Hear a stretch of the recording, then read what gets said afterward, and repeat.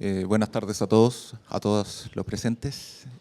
Bueno, como ya informamos, mi nombre es Ian Morales y en esta ocasión soy el representante de Piero Stigui en la Tierra. Así que, bueno, él se encuentra fuera del país, así que me pidió que yo presentara este proyecto de investigación que estamos llevando a cabo, que se titula La fallida incorporación de sectores populares durante el segundo gobierno de Carlos Ibáñez del Campo, 1952 al 55, el camino latinoamericano no tomado. El título es bien largo, pero cada palabra va a contar para un fin específico. Bien. Primero, una discusión o una disquisición más bien. Las dos palabras centrales del título del proyecto, incorporación y sectores populares, son expresiones ambas conflictivas que han sido definidas por infinidad de autores, cada una de por sí, así que la primera parte de esta ponencia va a estar dedicada principalmente a esclarecer este tipo de, más o menos como un marco teórico de una tesis, a definir los conceptos y para qué nos sirven. Bien, en primer lugar, sectores populares y como se puede ver, sector es, popular es. Bien, en primer lugar es un concepto polisémico y de uso bastante cambiante. El primer autor en utilizar la expresión sector popular como tal viene siendo Guillermo O'Donnell, politólogo argentino radicado en Estados Unidos, y él definió sector popular, tengo aquí la cita, en primera instancia la definió como el sector popular urbano, es decir, clase trabajadora y sectores de la clase media-baja. Y posteriormente la definió en un texto posterior como la clase trabajadora y los sectores medios ocupados y sindicalizados, y principalmente él estaba pensando en la CGT, en la Central General de Trabajadores de Argentina. Bien, ahí tenemos como la primera definición, y el problema de esta definición es que habla solo de lo urbano, es decir, excluye a, por ejemplo, trabajadores rurales, a sectores urbanos, pero también que no están sindicalizados, digamos subproletarios en términos más clásicos.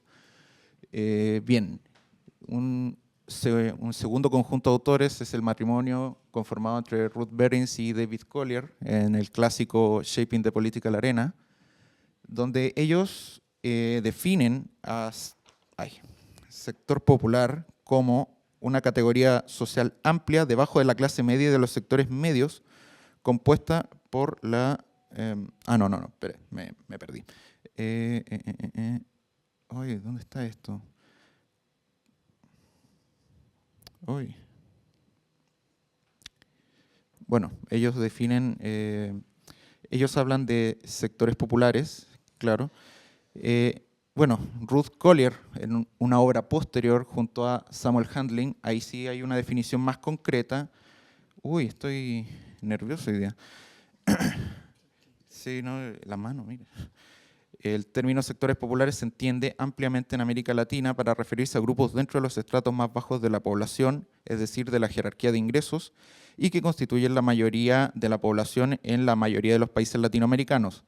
Aquí ellos corrigen, digamos, la limitación de O'Donnell al incluir, por ejemplo, trabajadores campesinos que fueron importantes en procesos de incorporación en México o en Venezuela. Y bueno, como pone ahí, el uso del concepto de sector popular o de sectores populares apela no solo a la clase trabajadora clásica, digamos al proletariado industrial, sino también a estos sectores urbanos no organizados, a los sectores campesinos y también a ciertas facciones de la clase media que carecen de poder político. Bien, teniendo en cuenta esta discusión teórica, nosotros proponemos lo siguiente.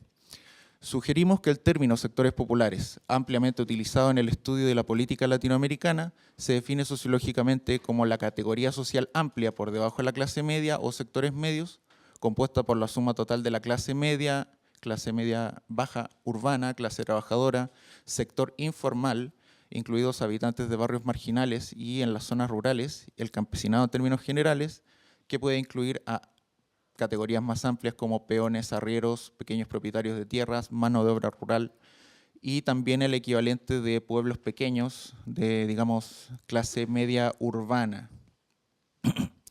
Debido a tal diversidad, el plural parece ciertamente indicado. Una consecuencia de esta definición es que, tal como afirman Collier y Handlin, constituyen la mayoría de la población en la mayoría de los países latinoamericanos. Ahora bien, esto también nos lleva a hasta cierto punto a una discusión de carácter más normativo que está presente sobre todo en Chile, porque el tema con estos autores es que siempre están, si bien analizan toda Latinoamérica, están bien centrados en casos concretos como son Argentina, Brasil o Venezuela o México.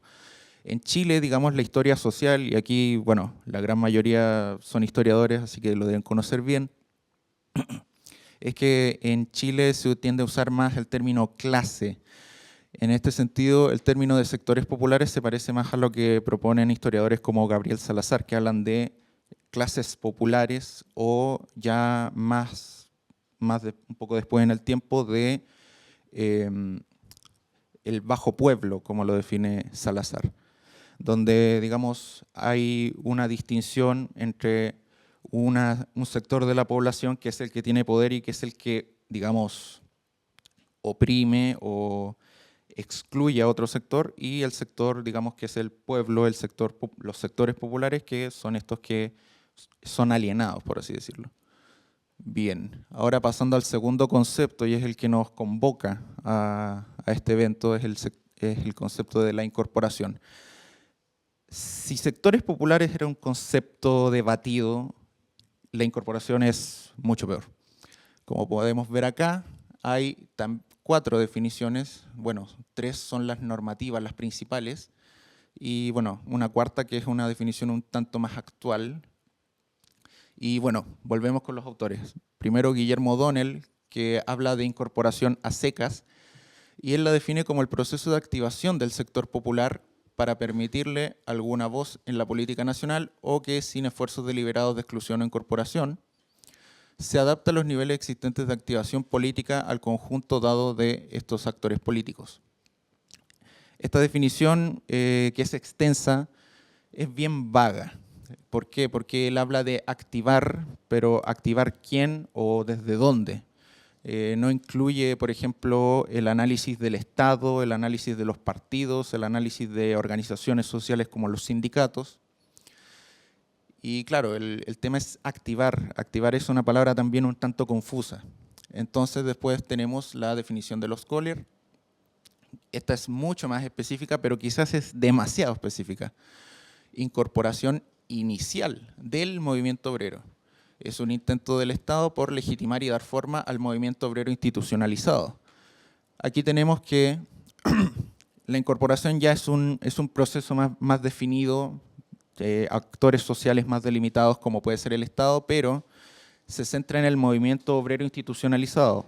Es decir, el libro Shaping the Political Arena se centra en una relación tripartita, por así decirlo, entre Estado, sindicato, partido. Entonces tenés una gran masa de gente que pertenece a los sectores populares, pero que no está incluida porque no está institucionalizada.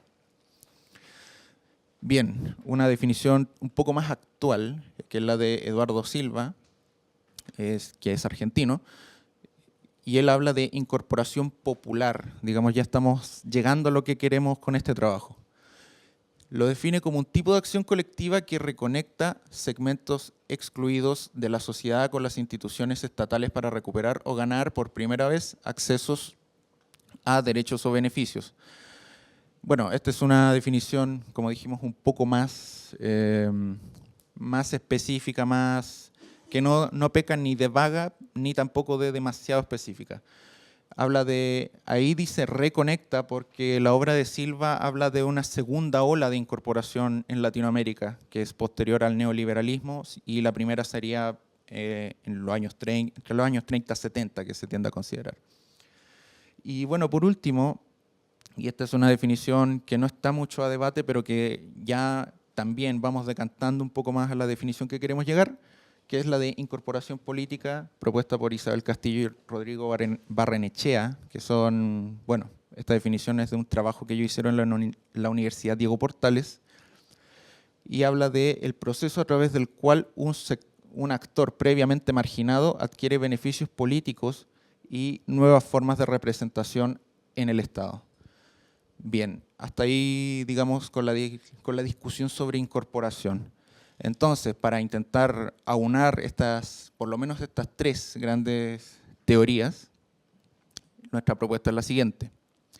Definimos incorporación como los esfuerzos del Estado para favorecer la legitimidad y la articulación y el empoderamiento de sectores populares en la esfera política como actores cuyo impacto se traduce en una mayor incidencia en las decisiones públicas que involucran el gasto público y la política social.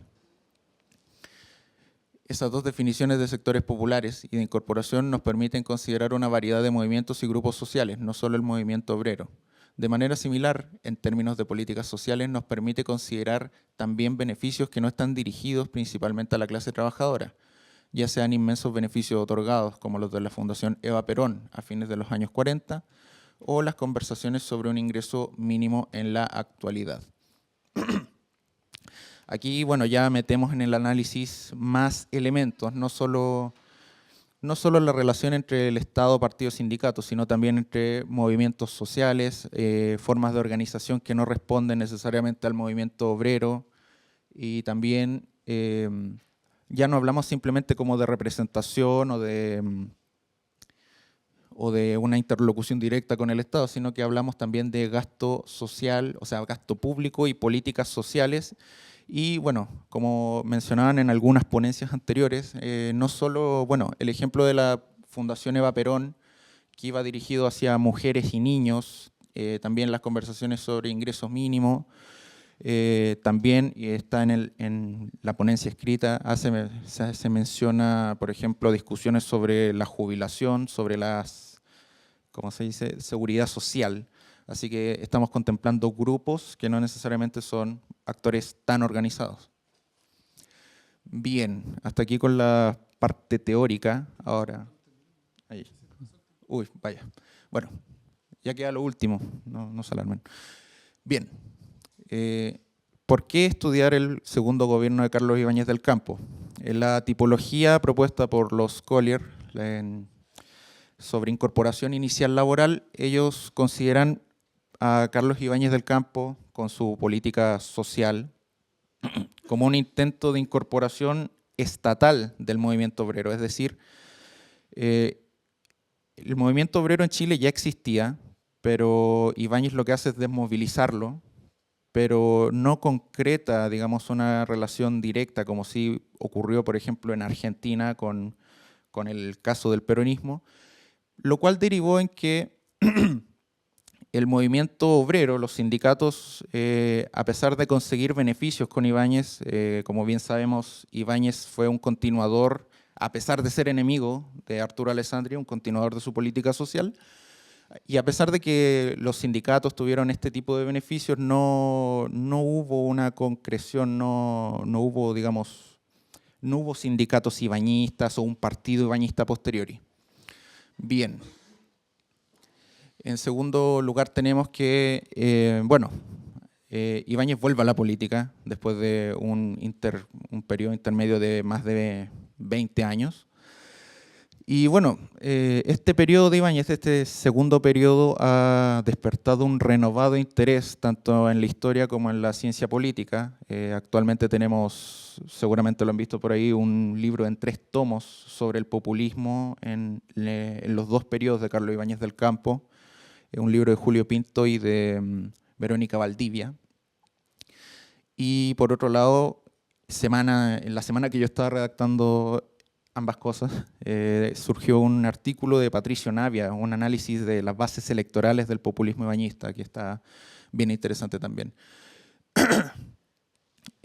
Bueno, aparejado con la ola de estudios sobre populismo a nivel mundial, los investigadores estamos diciendo, oye, este Ibáñez se asemeja bastante a lo que fue el peronismo, tanto por periodo como por ciertos elementos discursivos. Entonces,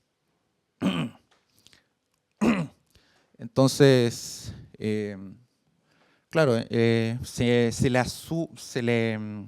adjudica el adjetivo de populista, pero en un análisis bastante temprano, el sociólogo Tomás Mulián habla del segundo gobierno de Ibáñez y solo él distingue el populismo ibañista como un primer periodo dentro de este gobierno, que son los primeros 3 años. Por eso el título o el periodo histórico se concentra solo entre el 52 y el 55.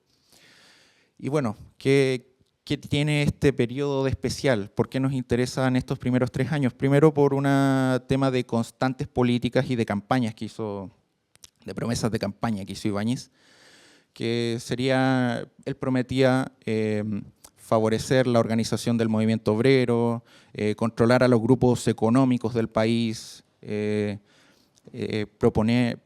promover la organización de trabajadores y un diálogo directo con el Estado. Esta fue la misión, digamos, del Ministerio del Trabajo en el gobierno de Ibáñez. Digamos, los primeros tres ministros del Trabajo, entre ellos Clodomiro Almeida, planteaban eso.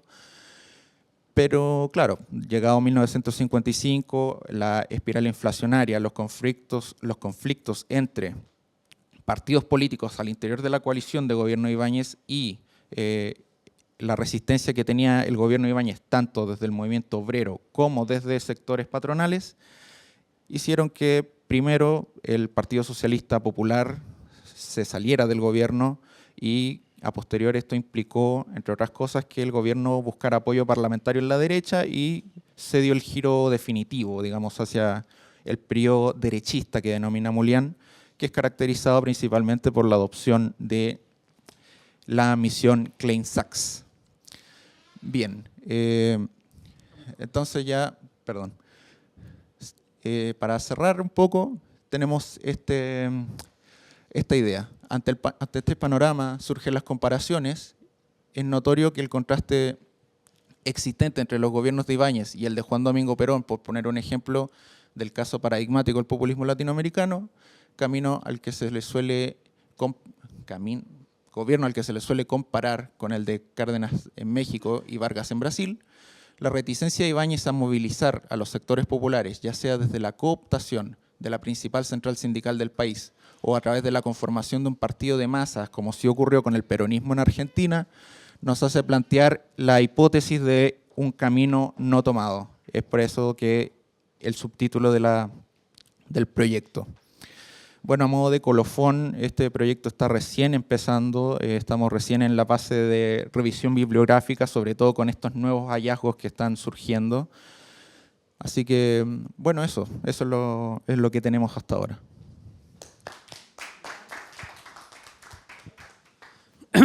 ¿Algún comentario o pregunta? Ya.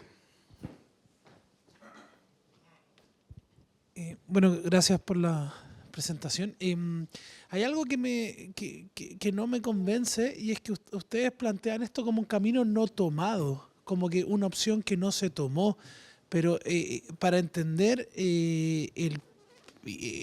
la relación de Ibáñez con el movimiento popular, hay que tener en cuenta dos cosas. Una, hay un estudio de Francisco Zapata en que compara cómo se formaron los sindicalismos en América Latina y de hecho Ibáñez, antes que Perón, intentó cooptar al movimiento sindical y no lo pudo hacer. Y la tesis de Zapata es que en los países donde los partidos comunistas eran fuertes, este sindicalismo corporativista no se pudo conformar. Y en los países donde los anarquistas eran fuertes, sí se pudo conformar, porque cuando llegaron estos líderes populistas barrieron con toda la organización. Entonces, y eso está archiestudiado en el libro de Jorge Rojas. Entonces yo creo que es muy difícil pensar al Ibáñez en su segundo gobierno sin tener en cuenta al primero.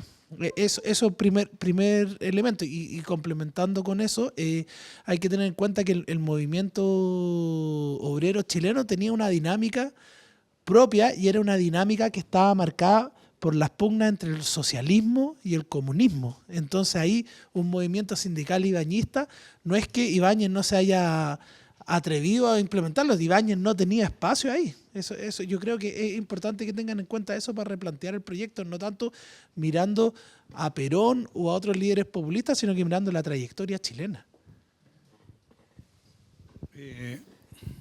Voy a hacer yo un comentario. Yo comparto todo lo que dices tú, era lo que iba a decir.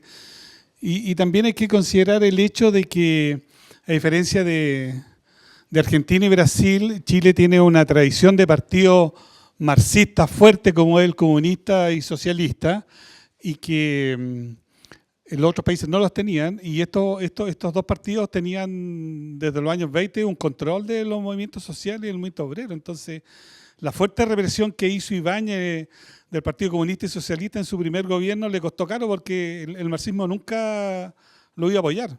Entonces, yo diría que no es el camino no tomado, sino el camino que no pudieron tomar.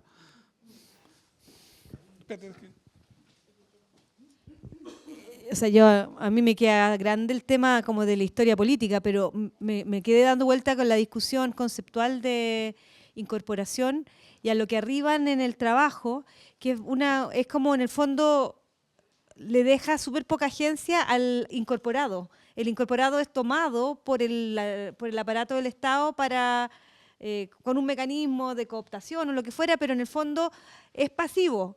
En cambio, cuando se dice que no fue tomado, ya sea por lo que dijeron ustedes dos, ahí la razón de no tomarse deja pagando en el fondo la tesis de la incorporación top-down.